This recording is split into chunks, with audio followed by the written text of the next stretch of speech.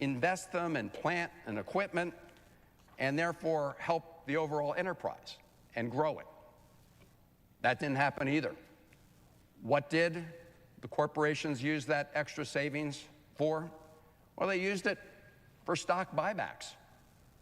So they used it to jack up the price for the stockholders, but they did not use it to help expand plant equipment that helped the overall economy. And by the way, about 30 to 40% of those stockholders are actually foreigners. They don't live in the United States. They're not Americans. So that big tax cut for the rich here, when it was used in the form of stock buybacks, was a great bonanza for a lot of very wealthy people overseas. So now we're back here on the eve of passing a Republican budget resolution. I hope we don't pass it, but it appears that Republicans have the votes. And we're seeing this movie all over again, déjà vu. And it is worth, therefore, again, reminding us of what happened. Senator Wyden and I were on the floor the other day when he released a really blockbuster report about how major U.S. drug companies, big pharma, were able to exploit provisions of the 2017 Trump tax giveaway in a way that allowed them to dramatically lower their taxes. Pfizer's tax returns, we showed, had 50% of the revenues coming from U.S. sales, but only listed profits at the U.S. at zero, right? So Pfizer, when you look at their returns, they acknowledge that 50% of their revenues came from American customers, but they booked zero profit on those revenues and sales in the United States. And how did they do that? They did it by essentially using overseas tax havens. It's called round tripping. Essentially, they took profits here, funneled them through these schemes overseas, and as a result, they lowered their taxes by 40%. And that's a pattern we've seen with other pharmaceutical companies as well. You know, other Americans don't have that ability, right? Those Americans who get their W-2 forms, you pay your taxes on those earnings. You don't get to funnel them through overseas tax havens. Mom and pop shops, small businesses, they can't make secret deals with foreign governments to hide their profits. So these schemes are designed to benefit one group and one group only, and that is very profitable corporations and very wealthy individuals. And the result is, when Pfizer does the kind of schemes, employs the kind of schemes that it has, and they lower their effective tax rates, it means they're not paying their fair share here in the United States that we use to invest for the common good, whether it's infrastructure, whether it's our public schools, all things that, of course, Pfizer benefits from, just as other major corporations do. So it's just a form of freeloading on the rest of the American people. And that's what the Trump tax cuts for the wealthy are all about. Big handouts for the very wealthy, freeloading on the rest of Americans. And if you look at the folks who are cheering on Donald Trump at the swearing in at the inaugural, they were the folks that are going to be benefiting the most. Elon Musk was right behind him. Of course, Elon Musk spent $280 million to help elect Donald Trump. He's sort of getting more than his money's worth these days. Other billionaire tech titans, other billionaire members of the Trump cabinet, most billionaires by far of any cabinet in American history, those are the people who are going to benefit from the tax giveaway to the very wealthy. Everybody else is going to pay for it in one way or another. And I want to talk about some of the ways they're going to pay for it, the rest of America. One way is it's going to send our deficits and debts skyrocketing again. As I said earlier, back in 2017, they claimed that, it would all pay for itself. Well, it increased our deficits and debt by $2 trillion. This time, it's an even bigger whopping increase on the deficits and debt, $6 trillion over 10 years, and $37 trillion increase in the debt over the next 30 years. According to the Congressional Budget Office, these are the nonpartisan green eye shades guys, just the facts. That's the consequence of the Republican tax giveaway to the rich. Huge deficits in debt. As I said, 3 times higher than the last one, which was bad enough. And we're not incurring this additional debt because we're fighting a war. We're not incurring this debt to fight a pandemic or a recession. We're incurring all this additional debt just to give the big corporations and the wealthy another round of tax cuts. So maybe it's not surprising that we're already seeing an effort to hide what's happening. So how do you hide $6 trillion deficit and debt? Well, there are a lot of accounting gimmicks that are being employed. One of them is to say, well, let's just use the current policy baseline. Now, bear with me for a moment because this does get a little technical, but it is important and it also reveals the scheme that's being employed by Republican senators to try to cover up the costs of their tax cut for the very wealthy. You know, normally we use what's called a current law baseline. In other words, the Congressional Budget Office tells us how much the deficit and debt will increase by the policy changes we're making to current law. That makes sense because current law is what exists until we change it.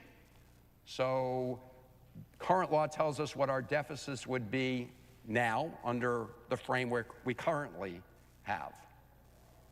But Republicans want to change this to a current policy baseline. What they're saying is, well, they gave tax cuts to the very rich and corporations for 10 years, and now we're going to do it for at least another 10 years, so let's not count the additional costs of that when we compute the deficits and debt. Well, it doesn't really work that way in the real world.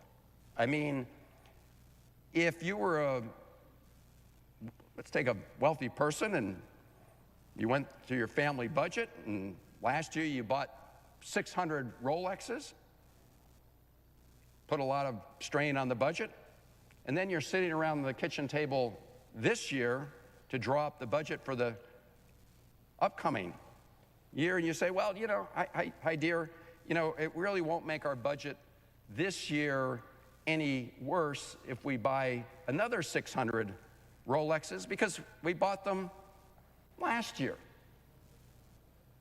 Now, that doesn't make any sense, and Americans know that.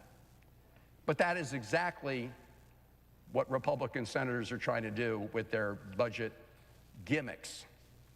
They're going to try to pretend away $6 trillion in new debt. Now, if you look at the budget resolution, it does anticipate that kind of additional to the deficit and debt, but they say, well, we're also going to offset some of that by cutting $2 trillion. Now, when I do the math, if you claim you're cutting $2 trillion, and we'll talk a little bit about how they plan to do that, but you're increasing the deficit and debt by $6 trillion, even if you cut the $2 trillion, you're ending up with a whopping net deficit debt increase. That's going to drive up interest rates to every American and make it harder for all other Americans to pay for things like cars and houses, mortgages, interest payments on cars, and all this again in service of a tax cut for billionaires and big corporations. Now, what's another way that President Trump says he's going to pay for this tax cut to the rich and big corporations? Well, he says we're going to have all this additional revenue coming into the government through tariffs. He called it Liberation Day. We saw how the country responded. We saw how the markets responded. They went way, way down. Economists of all political stripes are predicting a much higher risk of recession. Some say it's much more likely than not at this point because of those tariffs. The president has unleashed a tariff war, and let's talk about what they are, because in effect, this is a national sales tax. This is pretty simple math. When you put a tax on goods coming in the United States, it is the importer, the American importer, that pays that. And if you have to pay that extra amount and you have tight margins already, tight profit margins, you're going to have to pass that cost on to who? American consumers. That's why economists estimate that the Trump national sales tax is going to cost the average American household up to $4,200 a year. That's what the president is doing. That will come in many forms. The National Association of Home Builders predicts it will cost up to $10,000 more to build a home because we import lumber and gypsum from other countries. We have lumber and gypsum here in the United States, but in order to accommodate the demand for new homes, we also import it. And that will jack up the price, according to the National Association of Home Builders, up to $10,000. Others are predicting even more. A researcher at Cornell University estimates that new cars could cost as much as $20,000 more because of how many times certain car parts cross boundaries and will face tariffs. You may send a part to the United States. There's some business in the United States that works on enhancing that part. It goes back to another business overseas. They do something more. Then it comes back and is then used in an American car. If every time it crosses a border you're facing a big tariff, the cost of those cars are going to go up. In the case of the US-Canada border, sometimes auto parts cross them as many as 6 times before final assembly. So whether it's buying a car, buying a house, these are things families work hard to purchase, to save up for. The Trump tariffs are going to put them farther out of reach. This is a Trump tax increase on the American dream. And again, for what purpose? All to provide tax cuts and a big tax windfall to the very wealthy and the biggest corporations. But the harm from this national sales tax is not only the additional prices that Americans will pay here at home. It's also the losses to businesses in the United States that produce products here and export them overseas. Because the rest of the world's not going to stand still and do nothing while Donald Trump slaps a big tax on the products they're sending to the United States. They're not going to do that. In fact, China's already responded. They just imposed a 34% tariff on American products. They've also taken other measures to make it harder for American businesses that produce goods here and export them to China, make it harder for them to export those to China. But when China puts on a 34% tariff and when other countries around the world respond as they inevitably will, it means American companies here at home will not be able to sell as many of their goods. All right, we've been listening in on Capitol Hill. That was Senator Chris Van Hollen speaking on the Republicans' 2025 budget resolution. If you are just joining us, my name is Christine Matino. Thank you for being here on Live Now from Fox. Giving you a live look at our XRAD radar as we are tracking some severe weather. After the break, we're going to check in with one of our Fox News correspondents on the latest. Stay with us. Return to the age of colossal beasts and watch the prehistoric world come roaring back to life. We got the biggest, baddest of all the T-Rexes that ever was. It is truly enormous. Uncover your favorite documentaries on Dinos 24/7, streaming now. What up, FGTVers? Today we are playing I Will Eat You. We are joined